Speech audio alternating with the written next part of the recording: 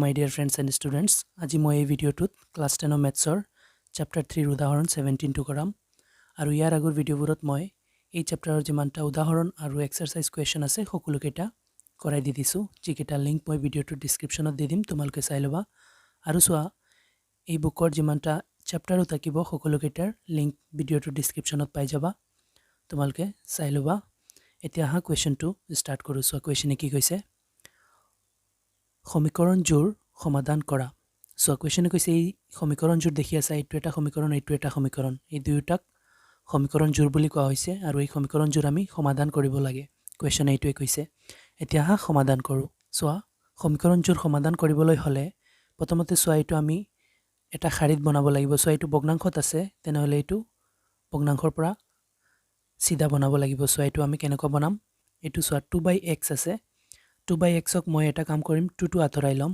2 আতৰালে কি থাকিব সোৱা 2 আতৰালে ইয়াতে ওপৰত 1 থাকিব আৰু তলত x তেনেহলে মই ধৰি লম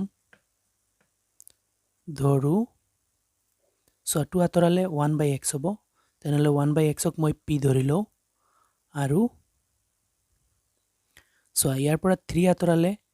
ইয়াতে ওপৰত 1 থাকিব আৰু তলত y থাকিব 1/y ক মই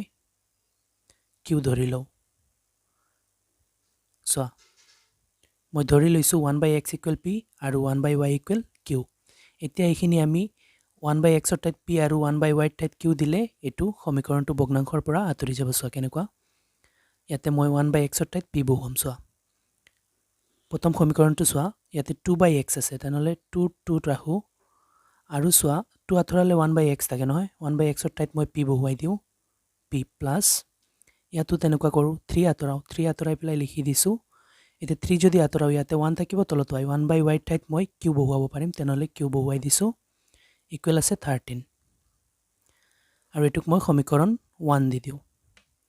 আৰু এটোৰ পৰা আকৌ বনাও সোৱা 5 আতৰাই দিও 5 আতৰালে 1 থাকিব 1/x ক মই p ধৰিছো তেতিয়া হলে 5 আতৰাই পেলাই লিখি আছো 5 আৰু এতিয়া আছে 1/x ৰ ঠাইত মই p লিখিম p প্লাস ইয়াতে 4 সৰি এটো মাইনাস হয় মাইনাস ইয়াতে আছে 4 টো আতৰাই দিও এটো আতৰাই পেলাই লিখিছো এতিয়া 4 যদি আতৰাই দিও তেনেহলে ইয়াতে 4 ৰ ঠাইত 1 আছে 1/y ক মই q লিখিব পাৰিম তেনেহলে q লিখি দিও কাৰণ আমি q ধৰিছো আৰু ইকুৱেলত আছে -2 আৰু এটুক মই সমীকৰণ 2 দি দিও এতিয়া সোৱা সমীকৰণ দুইটাক মই যিকোনো এটা পদ্ধতিত পেলাই সমাধান কৰিব পাৰিম সোৱা এতিয়া মই এটো অপনয়ন পদ্ধতিত কৰিম সোৱা অপনয়ন পদ্ধতিত কৰিবলৈ হলে সমাধান কৰিবলৈ হলে p বা q আমি মিলাব লাগিব তেনেহলে মই এটা কাম কৰো এই p টো মিলাও ইয়াতে 2p আছে ইয়াতে 5p আছে তেনেহলে ইটো মিলাবলৈ হলে সোৱা এই 5 এৰ এই সমীকৰণত পূৰণ দিম তেতিয়া হলে 2 5 * 10 হৈ যাব আৰু এই 2 ৰে এই সমীকৰণক পূৰণ দিম তেতিয়া 2 5 * 10 হৈ যাব 10p হৈ যাব তেনেহলে সোৱা এই 5 এৰে ওপৰৰ সমীকৰণটোক পূৰণ দি আছো আৰু এই 2 ৰে দ্বিতীয় সমীকৰণটোক পূৰণ দি আছো সোৱা পূৰণ দিলে কি হ'ব সোৱা 5 দি গুটেখিনিক পূৰণ কৰিম এতিয়া পূৰণ কৰিলে আমি পাম 5 * 2 10 লগত p আছে p পিছত প্লাস আছে প্লাস 5 3 গুণ 15 লগত q আছে q ইকুৱেল 5 10 গুণ 50 5 3 গুণ 15 তেনেহলে 65 হ'ব মানে 5 দি 13 ক পূৰণ কৰিলে 65 হ'ব আৰু এটুক মই সমীকৰণ 3 দি দিও আৰু সোৱা এটোৰ পৰা সমীকৰণ 4 উলাই দিম সো 2 ৰে পূৰণ কৰিম এটো 2 5 * 10 p লগত আছে p পিছত মাইনাস আছে মাইনাস 2 4 * 8 লগত q আছে q ইকুৱেল এটো প্লাস এটো মাইনাস তেনেহলে মাইনাস হ'ব 2 2 গুণ 4 আৰু এটুক মই সমীকৰণ 4 দি দিও এতিয়া সোৱা p মিলি গৈছে এতিয়া ইয়াৰ পৰা মই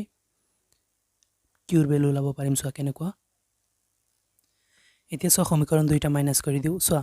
তলত সমীকৰণ যেতিয়া আমি মাইনাস কৰো তলত মাইনাস থাকিলে প্লাসৰ বুলি ধৰিবা আৰু প্লাসৰ থাকিলে মাইনাস ধৰিবা তেনেহলে সোৱা এটো প্লাস দেখি আছে তেনেহলে প্লাসৰ 10 টো আমি -10 ধৰিম 10 - 10p + 10p কেনসেল হৈ গল এতিয়া সোৱা ওপৰত যেনেকুৱা থাকিব তেনেকুৱাই এতিয়া তলত -8q দেখি আছে তেনেহলে এটুক প্লাস ধৰিবা কাৰণ ইয়াতে তলত আৰু এটা মাইনাস থাকে মাইনাসে প্লাস হৈ যায় এটো প্লাসৰ 8q ওপৰত প্লাসৰ 15q মিলি প্লাই প্লাসৰ 23q হৈ যাব ইকুৱেল ইয়াতো তেনেকুৱা চোৱা তলত মাইনাছ দেখি আছা মানে ইয়াতে আৰু এটা মাইনাছ আছে মাইনাছ মাইনাছে প্লাছ হৈ গৈছে +4 আৰু ওপৰত +65 মিলি পেলাই 69 এতিয়া ইয়াৰ পৰা আমি কিউ ওলাই দিওঁ চোৱা যিহেতু আমাৰ কিউ লাগে তেনেহ'লে কিউটো ৰাখি দিছোঁ আৰু ইকুৱেলৰ সেই চাইডত 69 আছে 69 দিওঁ আৰু চোৱা কিউৰ লগত 23 পূৰণ হৈ আছিল সেই চাইডত গ'লে 23টো হৰণ হৈ যাব এতিয়া আমি দেখোঁ চোৱা 23 69ত 3বাৰ যায় তেনেহ'লে কিউ ইকুৱেল ওলাইছে কিমান 3 এতিয়া চোৱা কিউৰ মান তোমালোকে যিকোনো 1ৰ পৰা 4 লৈকে যিমানটা সমীকৰণ আছে যিকোনো এটা সমীকৰণত বহুৱাই দিলে পিৰ মান ওলাই যাব তেনেহ'লে মই সমীকৰণ 3ত বহুৱাই দিওঁ ইয়াতে লিখি দিওঁ কিউৰ মান সমীকৰণ 3ত বহুৱাই কিউৰ মানটো সমীকৰণ 3ত বহুৱালে পিৰ মান ওলাই যাব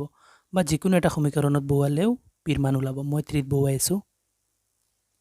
চোৱা ইয়াতে লিখি দিছোঁ পিৰ মান সমীকৰণ 3ত বহুৱাই পাওঁ সমীকৰণ 3টো এবাৰ লিখি দিওঁ সমীকৰণ 3 হৈছে 10p + 15q = 65 10p + 15q = 65 এইটো হৈছে সমীকৰণ 3 আৰু ইয়াতে মই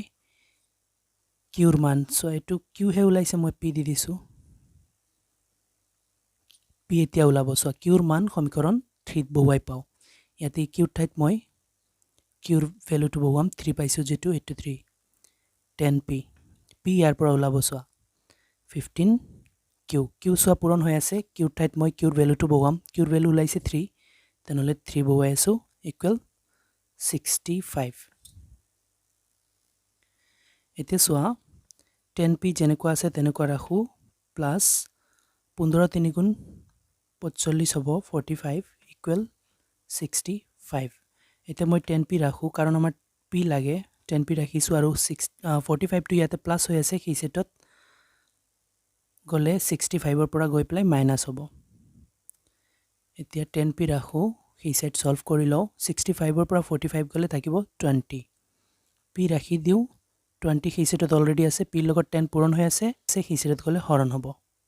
এতিয়া 10 20ত দুবাৰ যায় আমি জানো এতিয়া p ইকুৱেল ওলাই গ'ল 2 এতিয়া চোৱা ইয়াতে p আৰু q ওলাইছে p ওলাইছে 2 q ওলাইছে 3 আৰু আমি p আৰু q ওলাব নালাগে আমাৰ মেইন কুৱেশ্যনত যেটো সমীকৰণ দিয়া আছে সেইটো সমাধান কৰিবলৈ কৈছে তাতে x আৰু y আছে তেনেহ'লে সমাধান কৰিবলৈ হ'লে x আৰু y ৰ ভেলু লাগে তেনেহ'লে আমি ওলাইছো p আৰু q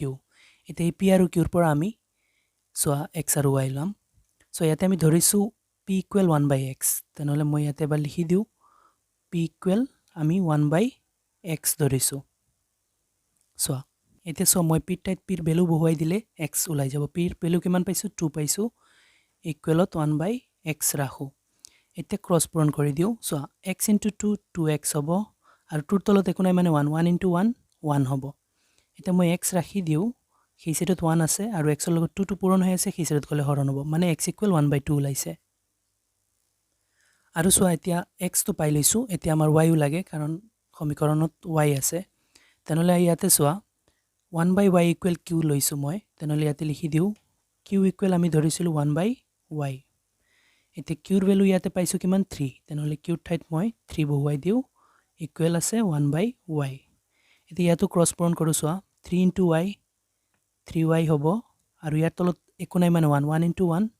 1 হৈ যাব এতিয়া মই y টো ৰাখি দিওঁ সো y টো ৰাখি দিলে ইয়াতে 3 পূৰণ হৈ আছে সেই সেটত 1 আছে 1 ৰ তলত গৈ পেলাই হৰণ হৈ বহি যাব এতিয়া চোৱা সমাধান হৈ গ'ল x ৰ ভেলু 1/2 ওলাইছে y ৰ ভেলু 1/3 ওলাইছে ইয়াতে অংকটো সমাপ্ত হৈছে আশা কৰো তোমালোকে ভালদৰে বুজিব পাৰিছা আৰু বুজাত কোনো অসুবিধা হ'লে মোক কমেন্টত জনাবা ভিডিওটো ভাল লাগিলে লাইক এণ্ড শ্বেয়াৰ কৰি ল'বা চেনেলটো সাবস্ক্ৰাইব কৰি দিবা থ্যাংক ইউ